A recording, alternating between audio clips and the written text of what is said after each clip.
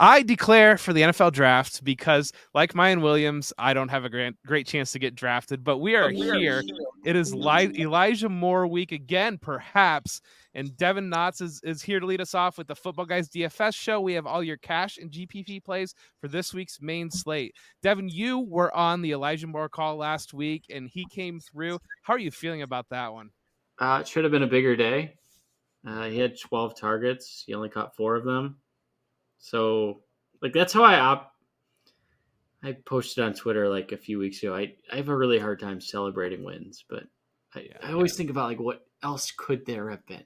But 12, he had 85. I think he had 12 points. So for 3,500, he was a good play. Yeah. Blind squirrel finds in that every once in a while. Phil Alexander's here tonight too. How are you doing, Phil? Hey guys, doing well. Looking forward to a half good and half bad slate looking at this list of games. Well, that's a good segue. Let's lead into the games. Phil, what games are you targeting this week? Yeah, so like I was saying, like half of these games we could just throw in the trash and, not give another look to. But the ones that look good, I'd say everybody's going to have their eyes on Buffalo at Kansas City. 48.5 is the highest total on the slate. And then there's kind of everything else. We've got the Seattle at 49ers game with a 46.5 point total. 49ers are a double-digit favorite, but that one could go back and forth. Denver at and it does kind of go down from there. Denver at the Chargers with a 43.5 point total. Colts Bengals should be fast-paced.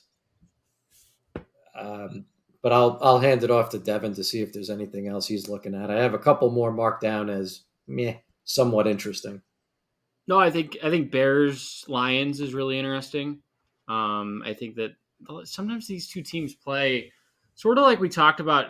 What was it, Browns Ravens, like 4 weeks ago, and it ended up being a high scoring game. It seems like the Bears Lions always, maybe it's just the Thanksgiving bias, and like they historically have had some decent high scoring games. I remember David Blau throwing like 320 yards one year. And both teams coming off a bye. Detroit is not. So I think that game's interesting. Cincinnati, Indianapolis is interesting. I like some pieces in the Browns Jags game. We'll talk about that.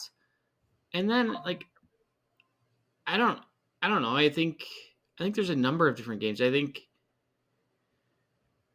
there's pieces in the Chargers Broncos game. So there's pieces to different games, but there's not games that I expect to be all that high scoring besides the ones that I've already mentioned.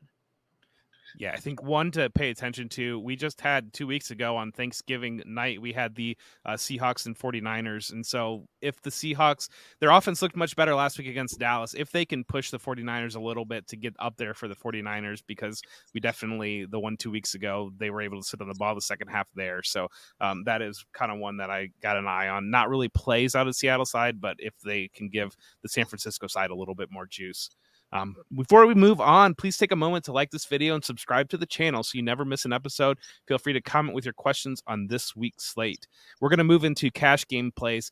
Devin, who is going to be your quarterback this week? Is it a Joe Flacco cash game week, or are we going a different direction? I've thought really hard about Joe Flacco because the matchup is good and the volume's going to be there, and the Browns can't run the ball. But I'm not doing it. I'm going with another backup. It's Minshew Mania, baby. Here we go. I know a lot of people are going to be on the other side, and Phil might be with Jake Browning.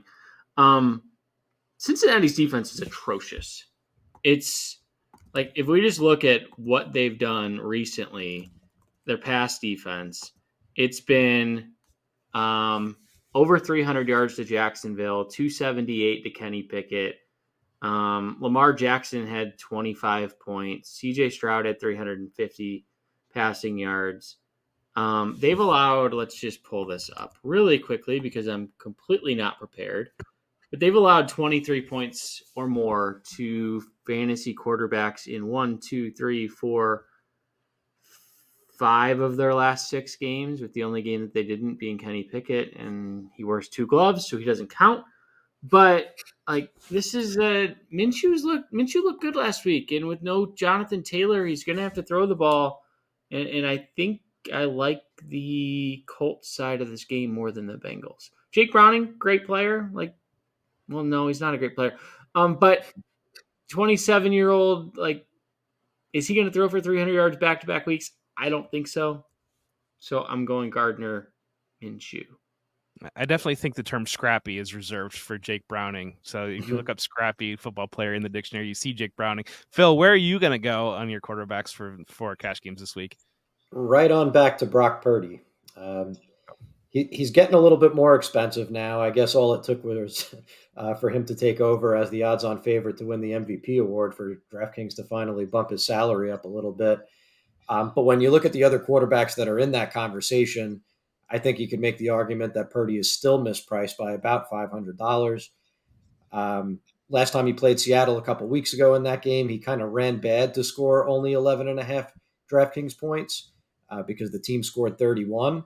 But at home as a 10-point favorite with Seattle's defense inviting shootouts in the last couple of games, I think he has a closer chance at another 30-point game than he does another 10-point game. I think we could fit him in. I'm not locked into a particular cash game build. So I do have Gardner Minshew written down. I do have Jake Browning written down. They're both the same price, 5,200. He was incredibly impressive on Monday night. He's now completed 81% of his passes across 2 starts. But if I were to pay down from Purdy, which I'm trying not to do, I would lead Minshew. The Bengals have allowed the 4th most DraftKings points over the last 5 weeks. I could see this game playing out a lot like Monday Night Football. It should be fast-paced. So I'm in Devin's corner where if you pay down, it's Minshew by a hair over Browning. Even though I will say the optimals seem to like Browning quite a bit. Yeah, they love him. FanDuel, it's Justin Fields at 7,900 just for those that play him. These are always typically DraftKings leans. FanDuel, you're going to want to pay up a little bit more at quarterback because the pricing is softer, and you're going to want the guys that run the ball because you don't get that 300-yard bonus. So Fields at 79 is a really good price. Yeah, you cleared out that last name that I was kind of looking at.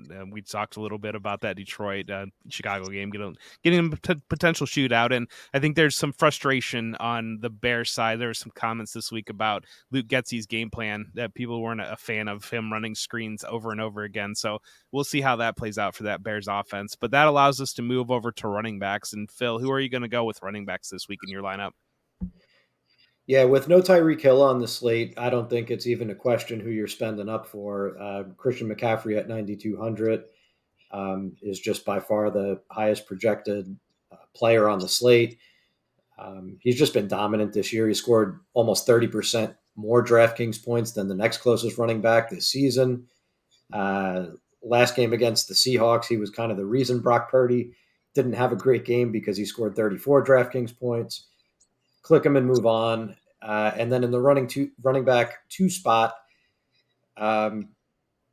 Zach Moss probably had a bottom 20% outcome last week, given how the workload broke down. 94% of the snaps, 91% of the carries, ran her out on 68% of Minshew's dropbacks. Minshew wasn't passing to the running back a lot, which he usually does. So we already talked about the Bengals struggling against the pass, but they've been bad against the run also.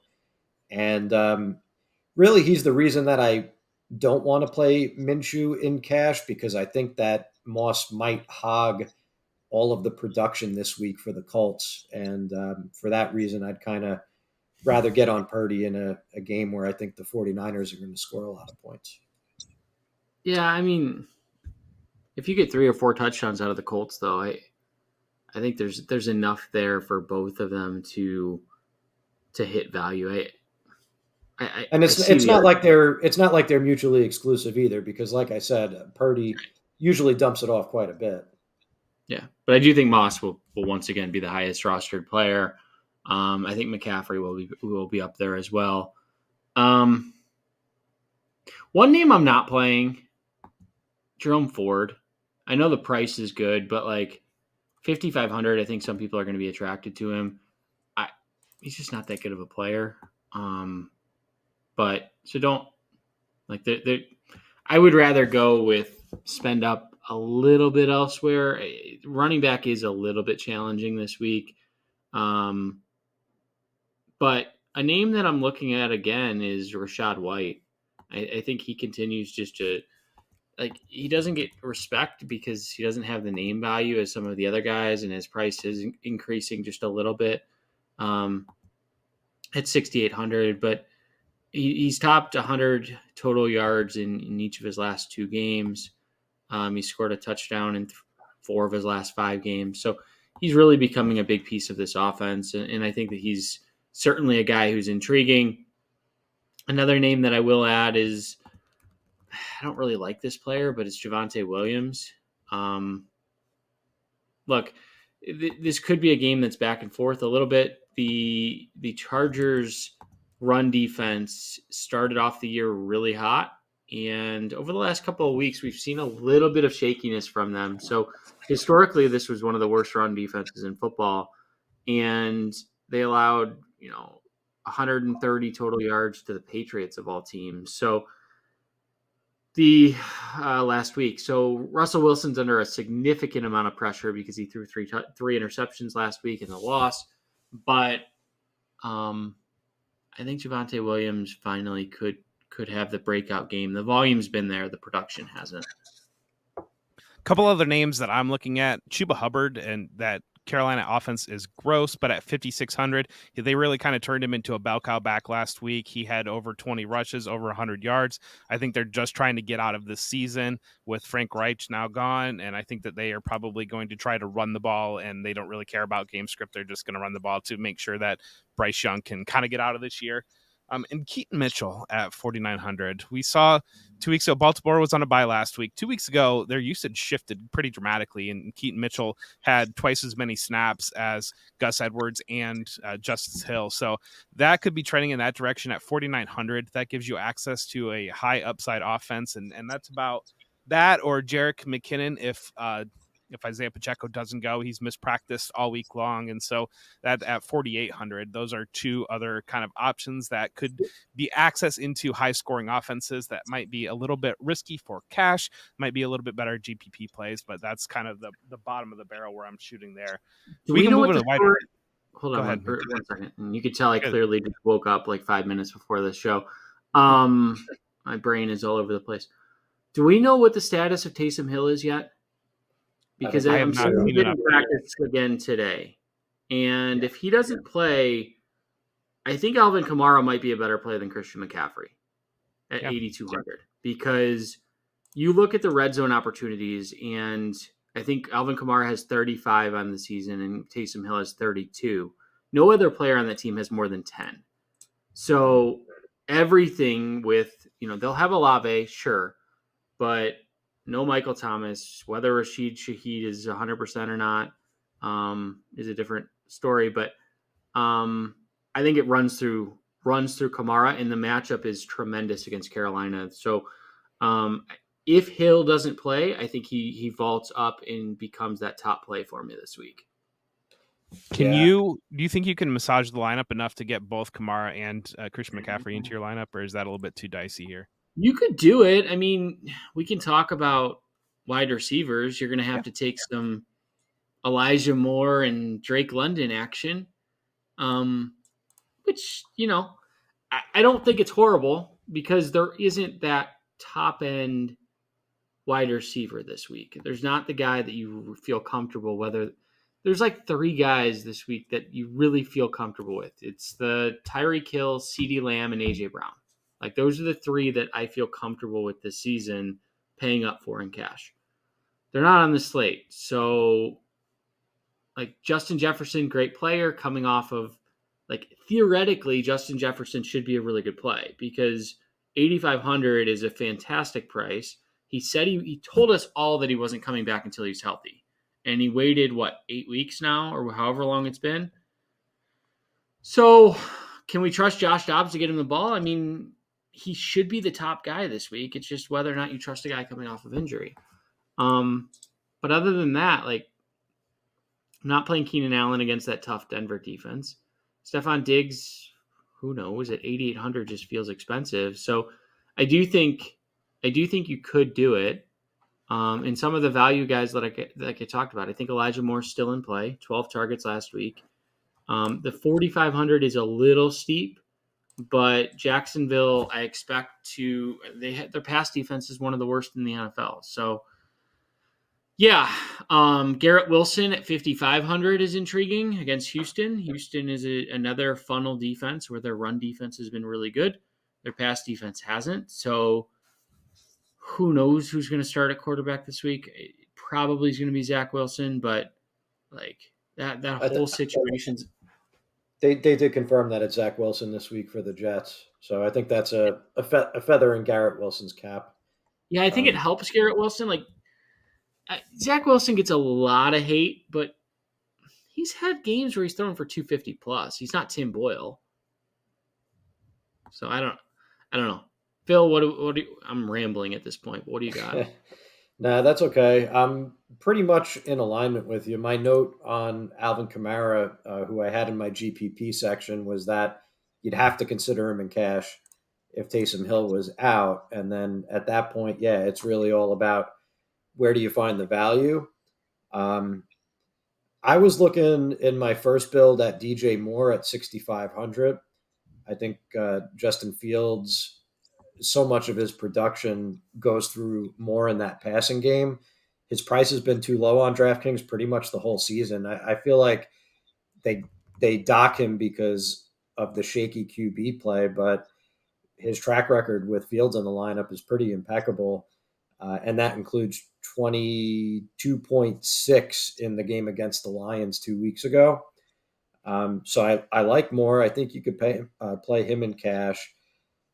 Another Saints caveat: if Jameis Winston gets the start over Derek Carr, I think I would move up to Chris Olave.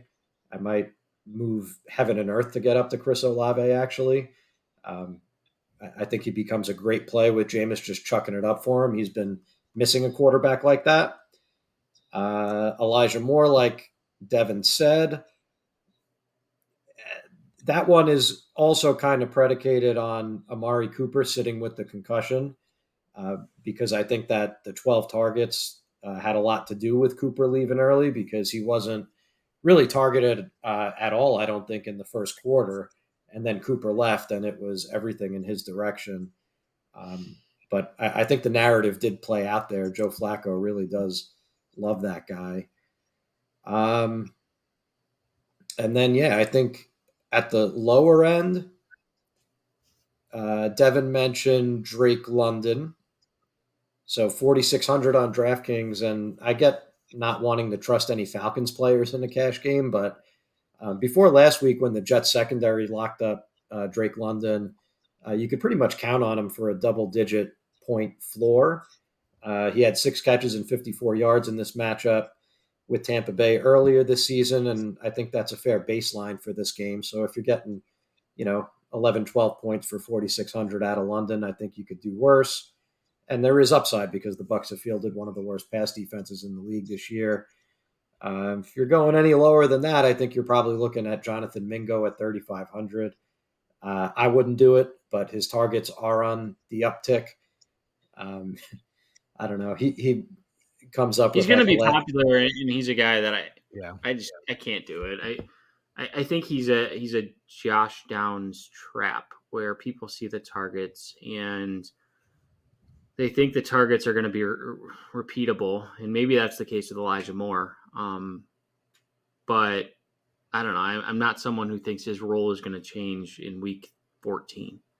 I just don't think there's a big ceiling there. I mean, they did make the coaching change, so that could be an indication there, and they could have some. I mean, David Tepper certainly seems like the type of owner that says, "Hey, throw it to my rookie," but I don't think that there's a real ceiling with Mingo, so I kind of agree there. Yeah, the only other name, but I don't see how you fit him, especially not if you're trying to jam in Kamara and McCaffrey, was Rashee Rice at 5,400. But I'm leaning Drake London because we need the savings. Yeah. I like Jamar Chase quite a bit. I think that if you watched that Monday night game, a lot of that talk was about Jake Browning, but the way that they played that offense was really treating Jamar Chase as their primary running back. They were doing a lot of screens, a lot of manufactured things in the passing game to get him the ball in his hands and just plow through people because it's Jamar Chase. So I think that that's kind of an interesting one there. The volume, I expect that will be much higher, and we've kind of been burnt recently with Chase. I think that that's turning a little bit the way that they want to run that offense. Cortland Sutton is one that I like at 6,100, but that's going against the Chargers. That's potential there for shootout to get up there. And then I don't believe that there should be, we have to mention Zay Flowers every show, but I don't believe there should be a $2,000 difference between Zay Flowers and Odell Beckham. Odell Beckham going up against the Rams. And so I think that's kind of, I think he's the 1A, 1B in that passing attack. And at 3,800, that is a low entry point to get into that offense. Now we've seen Lamar Jackson has been sick this week, but I would expect that he's going to play. But that's kind of what I have for wide receivers. So if you guys got any other thoughts where we can move on to tight ends. Just one, since you mentioned Baltimore, Rashad Bateman's usage has been up the last couple of weeks, and he's 3,200. So if Jonathan Mingo makes you sick, I wouldn't laugh if someone flipped the cards and I was looking at Bateman in a head-to-head. That's it. I just don't care about Baltimore's offense. I don't blame you. I mean, we just mentioned 3 guys, and it's like they throw the ball like 24 times a game. You're right.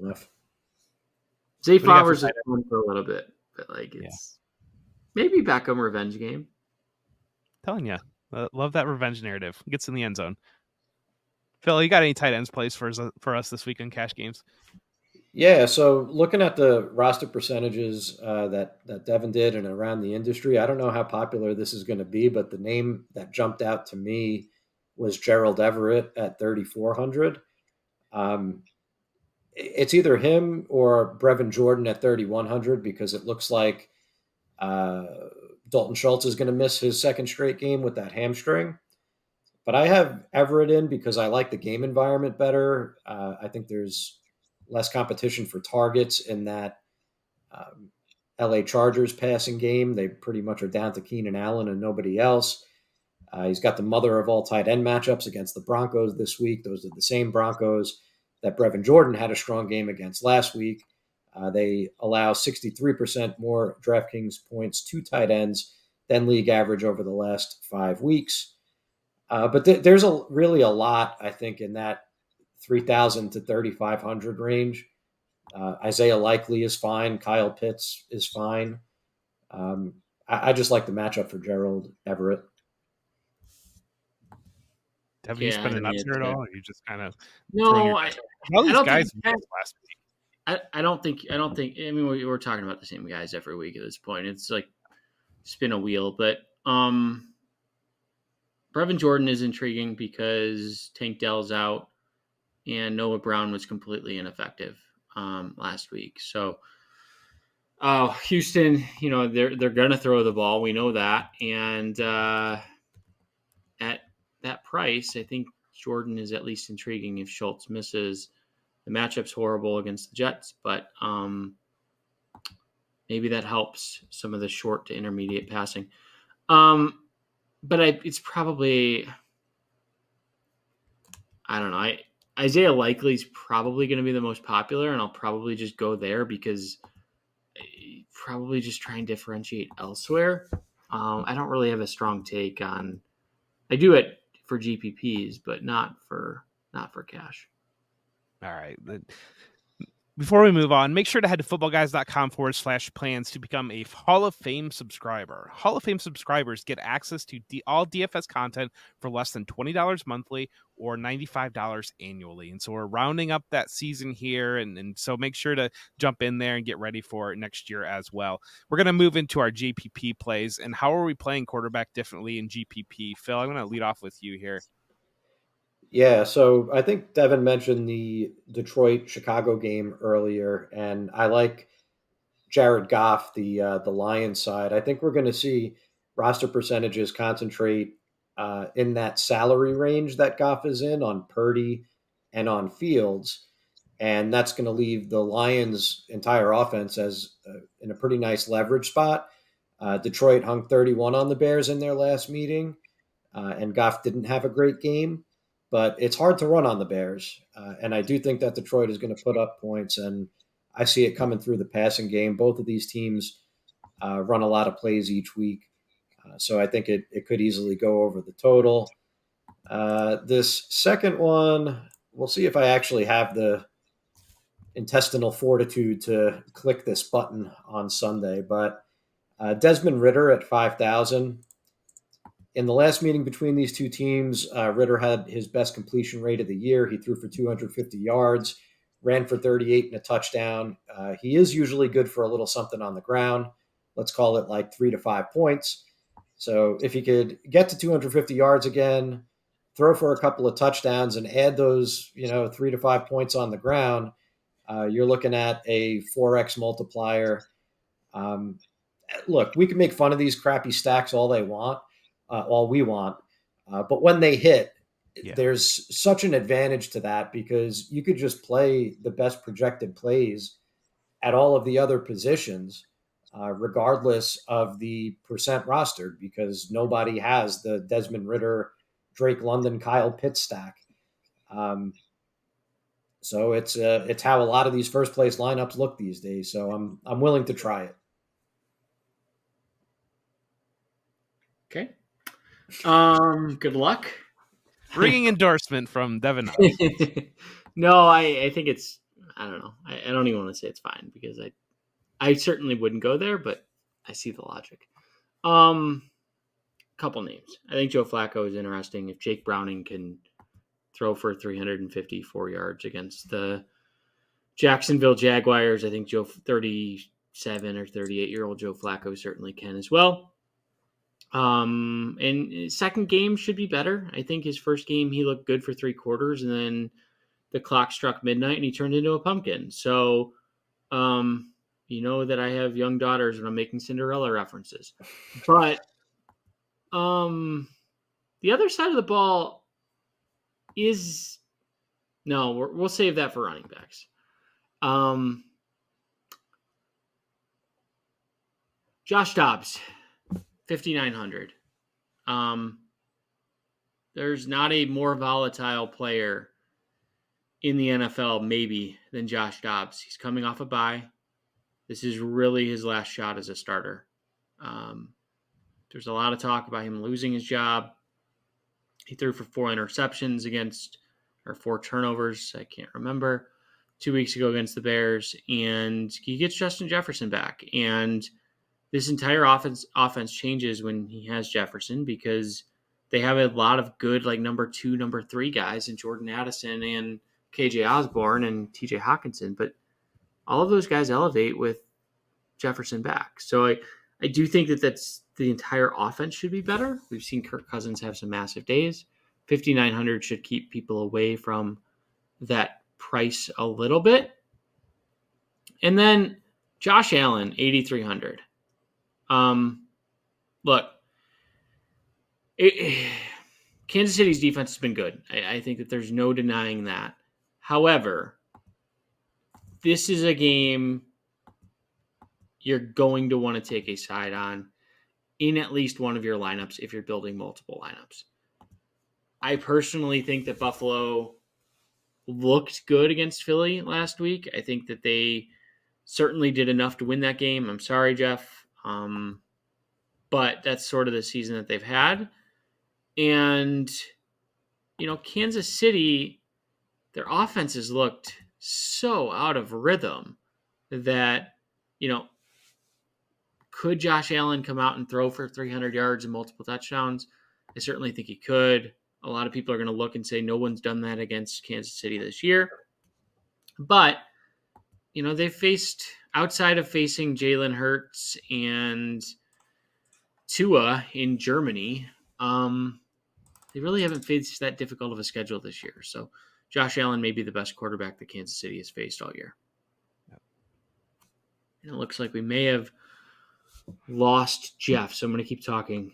One more name I'll throw out there just for fun is I'm going to go with Russell Wilson. I think another guy back against the wall, threw for 3 interceptions. He's volatile. The matchup's perfect. I mean, they're facing the Chargers, who are allowing the most passing yards in the NFL. Cortland Sutton catches a touchdown almost every time he plays the game, so it's an easy stack. And, it's not. This is a game that could be back and forth, too. I think it's a game that both defenses have their funnels. So, Denver's run defense is horrendous. The Chargers' pass defense is really bad. So you could stack this with like an Eckler, Russell Wilson, Cortland Sutton type of deal, and I think you're completely fine. I'm just going to go ahead and tip my cap here because I had several names that Phil hadn't mentioned, and you just rounded them all out because that is what you do, and so very good job there. No, I think that I want a piece on Josh Allen there. I think the Bills' path to winning this game is to just pour that offense on, and so I do think that the opportunities where people say, well, this hasn't happened yet. Well, Josh Allen's the type of player that does things that haven't happened yet. And so I think that those are some of the things. Both positive and negative. Yes. Well, yes. But then I think that middle tier, you mentioned Russell Wilson. Maybe I worry about the line holding up, but maybe Geno Smith if the 49ers shoot out there a little bit. He's looked pretty rough at times this year, but we did see things to be encouraged about against Dallas last week, and so that's all I've got there. But that's allows us to move into the running backs. And Devin, outside of our top guys here with McCaffrey and Alvin Kamara, how are you building out a running back lineup in GPPs? Yeah, Travis Etienne, I think, is really interesting. A lot of people are going to look at Cleveland's defense and just completely avoid it. But their pass defense has been very good. But if you really look at this Cleveland schedule, it has been one of the softest schedules in the NFL. Over the last 3 weeks, they allowed 129 yards and a touchdown to Jaylen Warren. They allowed 110 yards and a touchdown to Samaje Perine and Javonte Williams combined. And then Kyron Williams had 88 yards and a touchdown with 24 additional receiving yards. So there's some red flags going off in Cleveland regarding their linebacker play, the health of that defense because Myles Garrett's banged up. And I think the speed of ETN could cause some issues. Particularly, I think it's Rodney McLeod, the safety, was lost earlier this year, and he was a big factor in that run-stopping unit. So it's not a very deep defense. I think the path for Jacksonville could be running the ball. And right now I have ETN at very low, like 2%. So I think he's a guy that could really pop this week. Looking elsewhere, I do think Alvin Kamara becomes the top play, particularly if Taysom Hill misses. I don't think a lot of people are just going to like immediately recognize that. Maybe they will because of shows like this, but normally when the tight end misses, it doesn't really impact the running back. But that could certainly come into play. And then another name I'll throw out there, Rachaad White I already talked about. Austin Eckler I already talked about.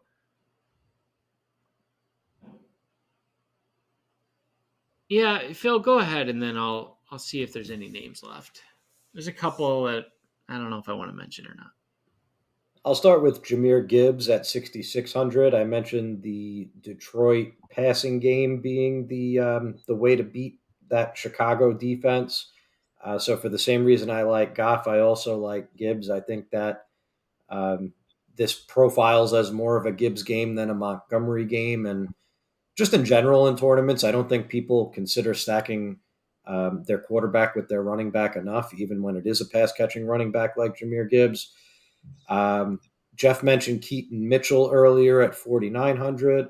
I think he's a little better suited for GPPs because we don't know exactly what the workload is going to look like. But Jeff did make a good point that it was a team high 46% of the running back snaps, led the team in rush attempts and pass routes in the week before the bye.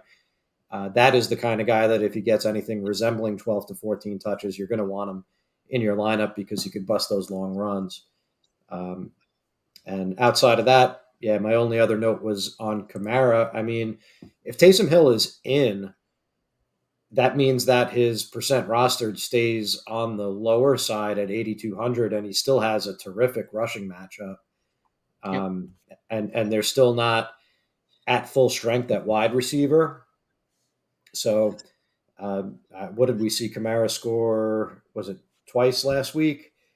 I think something like that is definitely in the cards again, with or without Hill, and he could pile up some rushing yards. So that's about it.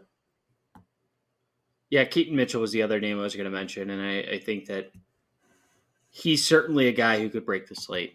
Like at some point, if they trust him to take over that larger role and say like, look, we're going to try and go in with Keaton Mitchell. He's a difference maker, and I don't know if his body can hold up is the problem, but let's just say it can. He could be a guy that one of these weeks just has a monster week.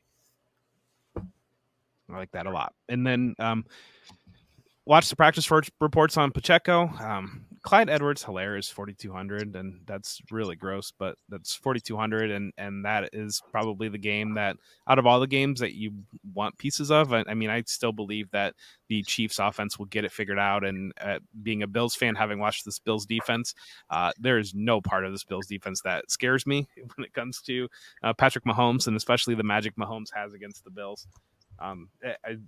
You guys got everything else. I mean, maybe Josh Jacobs at 60. Von Miller scares me, but for other reasons. Yeah, well, and so does Sean McDermott, but that's other reasons too. But yeah, maybe Josh Jacobs at 6,900 going up against a Minnesota defense that I think is exploitable, and he's certainly going to get the carries there. That game, we didn't mention it leading off, but I do think that there's maybe some quiet shootout potential in that Minnesota and Raiders game, but we'll wait and see on that one.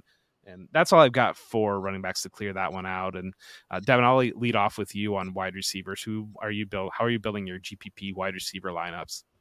Yeah, I think I mentioned it earlier. If Justin Jefferson stays at 6%, I'm gonna be way over that, and it goes back to everything I've already said. He told us he wasn't going to be back until he's healthy. He should be now healthy.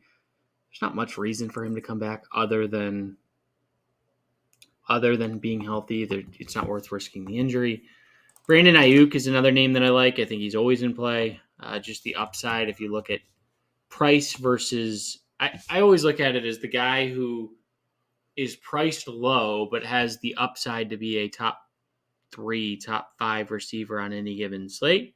And Brandon Ayuk has shown that. So I think he had, he did struggle in their last matchup, but I do think it's one that certainly he's shown that he performs in strong matchups. The Seahawks have had ups and downs against the pass this year, and if Brock Purdy throws for 300 yards, it's likely going to be because of Brandon Ayuk. So I think he's a really good stacking partner there. We talked about Cortland Sutton. We talked about Drake London. Josh Downs. I know I ripped on him earlier in cash, but Cincinnati's secondary is really interesting because what they're doing to number one receivers is actually pretty good, but it's the secondary guys that are killing them. So, guys last week, we saw Parker Washington and Zay Jones, and Odell Beckham had 116 yards. Noah Brown had 172 yards. There's one other name. Doesn't matter. But my point being that over the last several weeks, we've seen secondary wide receivers get downfield and break long plays, and that could very well be Josh Downs this week. So at 4,900, I think he's certainly in play and certainly interesting, given the discount compared to a lot of people looking towards Michael Pittman. But Chidobe Awuzie for the Bengals has actually been one of their bright spots in the secondary. So it's a bit of a dark horse. It's a bit of a risk, but I do think it's at least one that I'm willing to take. You got anything on, Phil? Yeah, I'm struggling with Brandon Ayuk because he's on my list also, and he is my preferred stacking partner. with Brock Purdy, even though Debo hogged all the fun last week.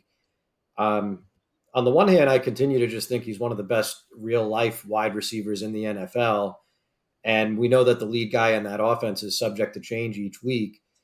But on the other hand, with Samuel and Kittle and McCaffrey and Ayuk healthy in the lineup, he just doesn't see the targets to hit those 25 to 35 point games that he was earlier this season when those guys were hurt. So for me, he projects well, and there should be some leverage there in tournaments. But I'm really torn on that one, even though I want to plug him in because I love him as a player. I already mentioned Chris Olave. If Jameis Winston is the Saints quarterback, that's going to be a heavy exposure if that happens.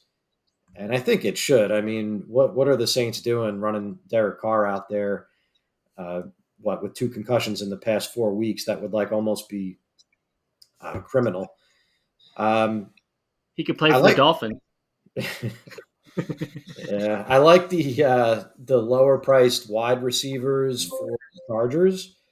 I think that the Chargers Denver game is going to come in under-owned, especially on the Chargers side, because the major pieces for the Chargers are all very expensive with Herbert and Allen and Eckler, even though Eckler has the good matchup. But I think if you did bet on that game shooting out and you take the LA side, which is going to be lower owned, you have to take Allen because he's the key cog. But then if you throw in a Jalen Guyton at 3,200, God forbid a Quentin Johnston at 4,000, as scary as that is. I mentioned Gerald Everett earlier. So I think there is enough savings there that you could make a big Chargers stack work, and that should come in pretty low owned. And the last piece on my list is Devontae Adams at 7,500. The Raiders kind of have that bye week shade on them, but bye weeks are kind of a good thing, especially for young quarterbacks like Aiden O'Connell, who could definitely use that time with his receivers. Adams is tied for his lowest price of the year. He's got 33 targets over his last 3 games, so he's still plan A and plan B for them. The Vikings have improved against wide receivers as the year's gone on, but they could still struggle against number ones. And if Devontae Adams ends up 5% owned, I think on any given slate, the probability that he could end up in a first place lineup is probably close to double that number. So he's a good play for tournaments. One last name I'll drop. Go ahead. Sorry. No. Calvin Ridley. I think the price is just too low, and the Browns have been one of the best defenses against the pass all season, but they have allowed, the way to beat them is long plays. So they have allowed, I think, 3 60-yard touchdowns or longer. So George Pickens, Puka Nacua, and Josh Downs all did it. So I think if someone is going to burn them deep, it'll probably be Ridley. I'm on the Deebo Samuel side of Deebo Samuel and Brandon Ayuk right now. I think that the 49ers are, I do think that Samuel is a tone setter for the team. And I think they're kind of down the stretch right now, locking down that division and trying to still be in that race for the number 1 seed. So I think that they're using, it seems like Deebo Samuel has taken a step forward over the last couple of weeks in some of these big matchups. So I like that side versus Ayuk. I'm still going, I had one. Oh, Chris Godwin has not done much of anything, but there's a little bit of a squeaky wheel narrative with him this week. The coaching staff kind of came out and said, we got to get him the ball at 6,000. That's a little bit pricey still, but I think that that's the upside is there still potentially for him to have a pretty strong game there. You mentioned Rashee Rice in the cash game lineup at 5,400. I really like him quite a bit as a GPP play, as a dart throw there. And then Noah Brown, we talked about him too, and he didn't do anything last week, but that's kind of going into a situation. The Jets are not a good passing matchup there, and I think the weather might come into play. But with now Tank Dell out for the lineup for the whole week, and if they're losing Dalton Schultz too, I mean, there's always that possibility that we've seen him put up the big games in the past. That's all I've got on wide receivers. Let's hit some tight end targets on GPPs. Travis Kelce, 7,800 gets you building in a different direction with your lineups. Always a good thing in tournaments. But he's the piece of that Buffalo Kansas City game that I'm most interested in. The Bills have been good against tight ends on paper, but they really haven't faced a team with a dominant pass catching tight end this season. And I think Mahomes and Kelce are more than capable of beating them over the middle of the field. And it just kind of feels like Kelsey's been laying in wait for a game like this that everybody's got their eyes on to really go off. I have him projected as the second highest scoring pass catcher on this slate. So in comparison to the wide receiver, 7,800 is a pretty good price. Is Taylor Swift going to be there? I don't know, but bump him 20%. Taylor Swift, just to get some SEO or some more, like the Swift automatically come over. Yeah. Other tight end, because I'm just a mess of a person right now. The other tight end I've got is TJ Hawkinson. I kind of like that skinny stack with Adams and Hawkinson as like a little secondary correlated piece in lineups. I think that if people are going to be willing to spend that tight end, they're going to go with George Kittle to pair with Purdy, maybe up to Kelce. Sam Laporte is coming off a big week, so maybe they chase that. But Hawkinson, don't forget, has Josh Dobbs as his quarterback, and that guy targets his tight ends like no one else in the league. Even with Jefferson coming back, I think there's room in the passing game for Hawkinson. So aside from the cash game tight ends that I mentioned, that's about it. For GPPs, just, correlate the tight end with your quarterback and move on because the position sucks. But you could play Travis Kelce or TJ Hawkinson. Those guys are good. Evan Ingram's the only other name I have. So with Christian Kirk out, we saw he had 9 targets last week, 82 yards and a touchdown. He's been fairly, like, his targets have been pretty consistent. Like, he's had 8, 8, 8, 8, 7, 7, 10, 7, 6, 8, 9. So he's had 6 or more in every game except week 1, 8 or more in, it's too many to count, a lot of his games.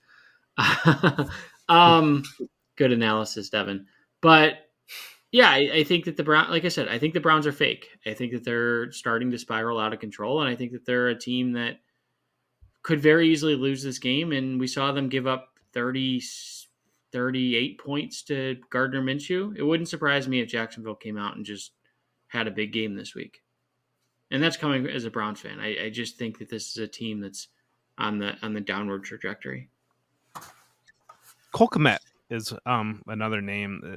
2 weeks ago, the Bears ran that screen-heavy offense. The Lions have been gouged by tight ends in the past, and we've seen some big performances out of Cole Kmet. That's one I think that is a little bit. He's definitely spend up above the kind of that mishmash tier where you're really just hoping for a touchdown, but I think he's got a higher ceiling than that tier. Well, he might have 3 even. It could happen. That allows us to do our favorite stacks of the week. And Devin, I'm going to go to you last on the discount play because I feel like you've got something up your sleeve. I'm under pressure now. I don't have anything, so I got to find off with you on stack. That's why I'm giving you the opportunity to find something. Yeah, I'll let you start. Stack. So I am going to go for GPP stacks. I'm going to go with Gardner Minshew, Josh Downs, Jamar Chase. I talked about Downs and the big play ability big play upside of facing the Bengals defense. So I do think that Downs gets loose behind that one, and Jamar Chase should be in a really good spot this week. Phil, who are your stacks for this week? I'll give the people Herbert, Allen, Guyton, Cortland Sutton on the return.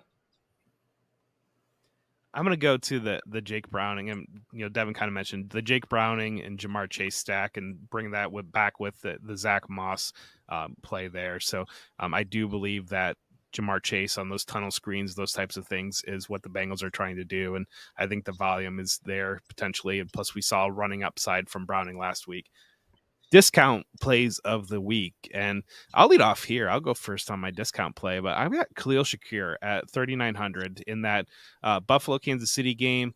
Last week was a little bit, or not last week, but 2 weeks ago, before the Bills bye, was a little bit interesting. They kind of intentionally targeted Gabe Davis a little bit, and kind of the narrative around that was that he got no targets the week before, and he did a very good job blocking, so they wanted to make him feel loved.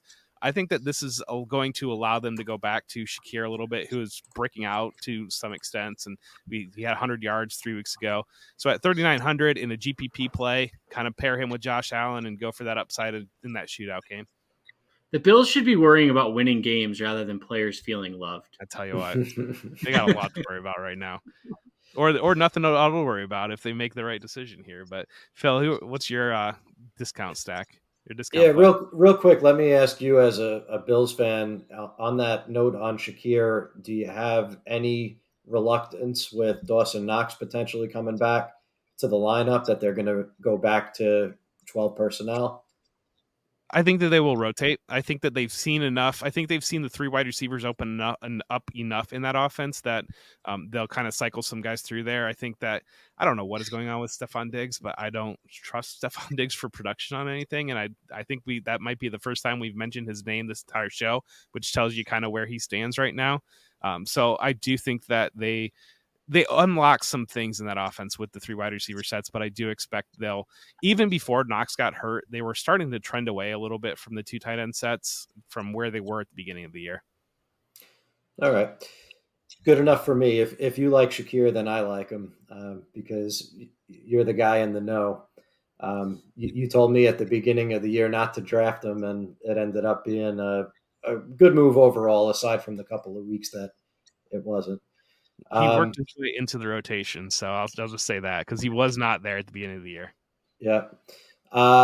Okay. Ravens defense is my best value play on the slate at 3,300.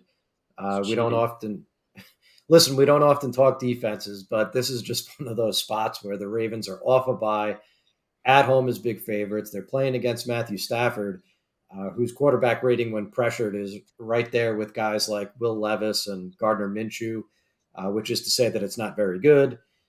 Then you got that whole West Coast team flying east for a 1 p.m. game that my degenerate uncle likes to talk about when he's telling me who he's betting on Sundays. Just load up on that one. I think that's going to be a Ravens D and the run game kind of day. I don't even know if that should count because they're an above average price defense, but whatever. Parker Washington, $3,000 or $33,000. Like I said, I think the Browns are fake. He saw, what was it? He saw 59% of the snaps last week. I think he's earned more playing time over guys like Tim Jones, or certainly he'll get the couple snaps that Christian Kirk had last week. And I think that he's as a rookie, we can continue to see, this offense continue to throw.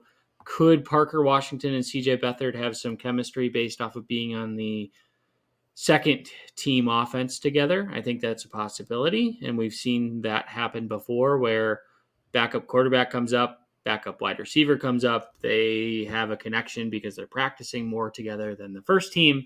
So I think Parker Washington against this Cleveland Browns defense is at least intriguing to pay off his $3,000 salary. Well, that's the show, ladies and gentlemen. Thank you so much for being here. We appreciate all your support. Make sure to like and subscribe. I'm going to toss it to our DFS captain, Devin Knotts, for some words of wisdom to lead us out. So I can stumble over my words just a little bit more this show. No, thanks, everyone. I think it's week 14. It feels weird to be called a DFS captain. I think we're all in this together. But yeah, I think it's been a good year. It's been a really good year.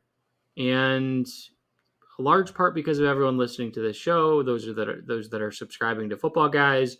So I just want to say thank you and enjoy the last 5 weeks of football. Feel free to reach out to any of us on Twitter, post in the comments. No one has still guessed Phil's dog's name, and there's still $100 bounty on that. So if you want to post the comments and have another guess, that's still open too. So with that, have a great week 14, everyone.